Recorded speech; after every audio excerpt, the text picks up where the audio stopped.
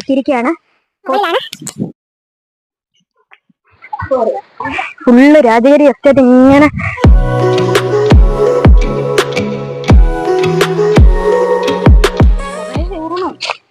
ഇവിടെ ഒരു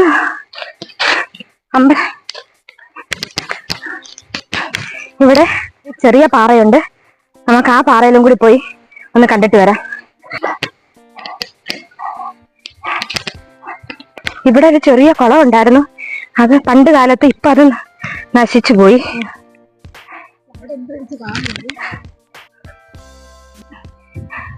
ഇവിടെ ഇവിടെ ഈ ചെറിയ പാറയിൽ നിന്ന് നല്ല സുന്ദരമായ മലനിരകൾ കാണാം. ഇവിടെ നല്ല കാറ്റുണ്ട്. അടിപൊളി വ്യൂ ആണ് ഇവിടെ നിന്ന്. നമുക്ക്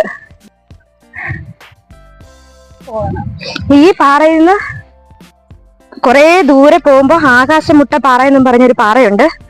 പക്ഷെ നമുക്ക് അവിടെ വരെ ഒന്നും പോകാൻ സാധിക്കില്ല. അമ്പലത്തിലേക്കുള്ള പ്രധാന വഴിയാണിത്.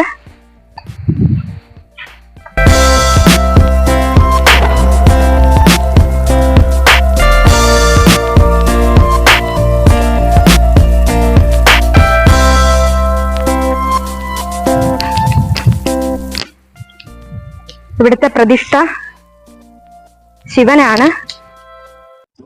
നമ്മളിപ്പോ വന്ന് നിൽക്കുന്നത് പത്തനംതിട്ട ജില്ലയിലെ കൂടൽ എന്ന് പറയുന്ന ഒരു ചെറിയ പ്രദേശത്ത് നിന്ന് വരുമ്പോൾ അഞ്ചുമുക്ക് എന്ന് പറയുന്ന ഒരു സ്ഥലമുണ്ട്.